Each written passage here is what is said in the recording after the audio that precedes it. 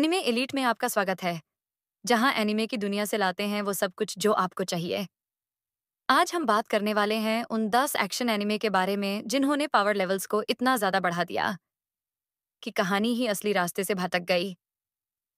तो चलिए, बिना किसी डीले के शुरू करते हैं। 1. Bleach Ichigo gets everything. क्या होता है जब एक कैरेक्टर के पास हर पावर का वर्जन हो? ब्लीच में इचिगो बन जाता है शिनिगामी, हॉलो, क्विंसी और फुल ब्रिंगर एक ही इंसान में इतनी सारी पावर्स। फैंस के लिए ये कूल था, लेकिन कहानी का बैलेंस कंप्लीटली खत्म हो गया। 2. That time I got reincarnated as a slime. Rimuru Tempest एक ऐसा कैरेक्टर बन जाता है जिसके पास कोई लिमिट्स ही नहीं। हर बार जब कुछ मुश्किल लगता है, रिमुरु उसे एक नए ओवर पावर स्किल से सॉल्व कर लेता है। इस वजह से टेंशन और थ्रिल दोनों ही कम हो जाते हैं।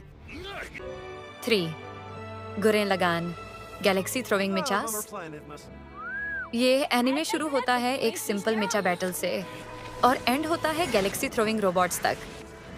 मतलब पावर स्केलिंग का लॉजिक कहाँ गया? जब पावर लेवल्स इतने एक्सट्रीम हो जाएं, तो स्टेक्स का मतलब ही नहीं रहता। 4. Dragon Ball Super from planets to multiverses. Dragon Ball Super ने पावर स्केलिंग को इतना पुश किया कि प्लैनेट लेवल से डायरेक्टली यूनिवर्स ब्रेकिंग लेवल पर पहुंच गया। गोकू और वेजिटा जैसे कैरेक्टर्स तो शाइन करते रहे, लेकिन पुराने लेजेंड्स पीछे रह गए, लाइक यमचा, तीन और पिकोलो। 5वीं hunter X hunter Gon's rage breaks everything.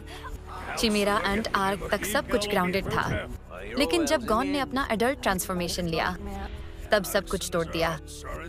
Rules, boundaries, सब कुछ इग्नोर कर दिया सिर्फ एक इमोशनल मोमेंट के लिए। 6. Overlord Ains is boringly overpowered. Ains इतना ज्यादा पावरफुल हो जाता है कि दुनिया उसके सामने इनसिग्निफिकेंट लगती है। जब कोई चैलेंज ही ना हो तो स्टोरी इंटरेस्टिंग कैसे लगेगी? ओवरलॉर्ड का टेंशन काफी लो हो जाता है because nothing feels dangerous anymore. 7.